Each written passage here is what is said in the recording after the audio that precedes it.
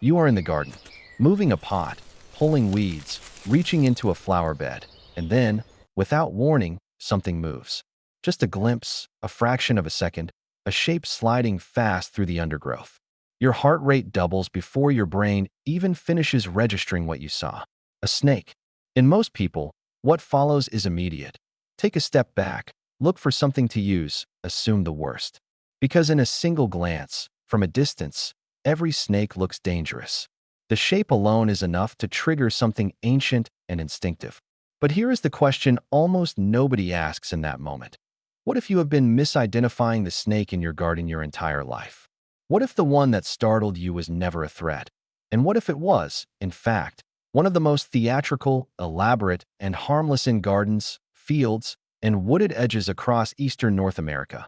Two snakes share the same general habitat, sometimes the same patch of ground, and are confused for each other constantly. One of them is venomous and deserves a wide, respectful distance. The other is harmless and has spent millions of years perfecting an act designed to make you think it is the first one. By the end of this video, you will be able to tell them apart in seconds. And once you can, what looked like danger from your back step will start to look like something else entirely. Actors in the animal kingdom? So how do you actually tell the hognose from the venomous snakes it resembles? There are two fast, reliable markers. Look at the pupil. Venomous pit vipers in North America, copperheads, rattlesnakes, cottonmouths, have vertical, elliptical pupils. The hognose has round pupils. In good light, from a safe distance, this is one of the clearest distinctions you can make without handling the snake. Look at the head shape when calm. A resting pit viper has a genuinely triangular head, distinct from the neck, with a noticeable jaw structure. A resting hognose has a rounder head that only flattens into that threatening shape when it is actively performing. If the snake you are looking at is clearly alarmed and spreading, what you are probably watching is a hognose in full theater mode, not a viper preparing to strike. And look for the nose itself. No copperhead or rattlesnake has an upturned, pig-like snout. If you can see that distinctive feature, even briefly, the identification is essentially settled. The hognose is doing something genuinely useful in your garden. Beyond toads, which are themselves beneficial predators of slugs and insects, the hognose's presence indicates a healthy, prey-rich environment. It does not damage plants, does not dig up bulbs, does not harm garden infrastructure in any way. It moves through, hunts, and moves on. A garden that supports hognose snakes is almost by definition a garden with enough soil life, enough moisture, and enough undisturbed ground to maintain the amphibian and small mammal populations the hognose depends on. In the same way that pill bugs signal healthy soil and house centipedes signal a functioning pest ecosystem, the hognose is a marker, a visible indication that the biological system your garden sits within is working. The venomous snakes the hognose is sometimes confused with, primarily the copperhead across most of its range, do deserve a different level of respect. Not fear. Respect. There is a meaningful difference.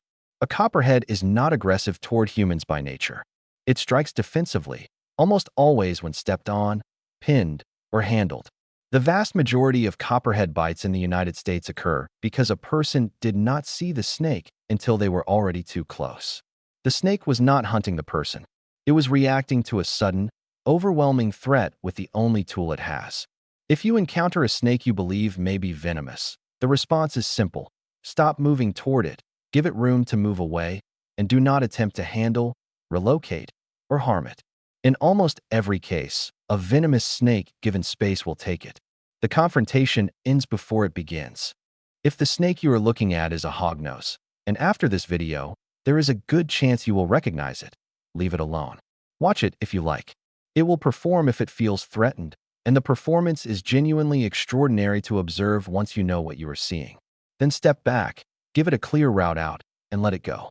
If you are genuinely unsure whether a snake is venomous, treat it as if it might be. Give it a full body length of space. Do not try to pin it, pick it up, or drive it away with a tool. Take a photograph from a safe distance if you want to identify it later. Then leave it to move on in its own time. That is all that is required. The eastern hognose snake has been performing its act in North American gardens and fields for millions of years. Long before there were people to be fooled by it, the hognose was spreading its neck, hissing at predators, and rolling over in its elaborate feigned death. The performance evolved before its current audience existed. We just happen to be the ones watching now. And almost universally, we respond by killing the performer. The next time something moves in your garden and your heart rate spikes before your eyes fully focus, take a breath before you do anything else. Look at the nose. Look at the pupil. Watch what the head does. Because there is a very good chance that what you are looking at is not a threat. It is a harmless, theatrical, ancient creature doing the only thing it knows how to do when something big walks toward it. It is putting on a show. The least you can do is let it finish. Have you ever seen a snake in your garden and had no idea whether it was safe to leave?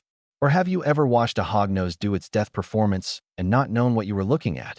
Tell me in the comments. I want to know how many people have encountered this snake without realizing it was completely harmless, and if that changed how you see the things moving in your garden.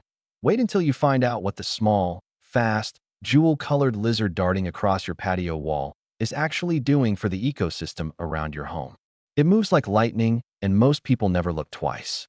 But what it eats, and how many it eats, is something that changes how you think about every warm afternoon in your garden.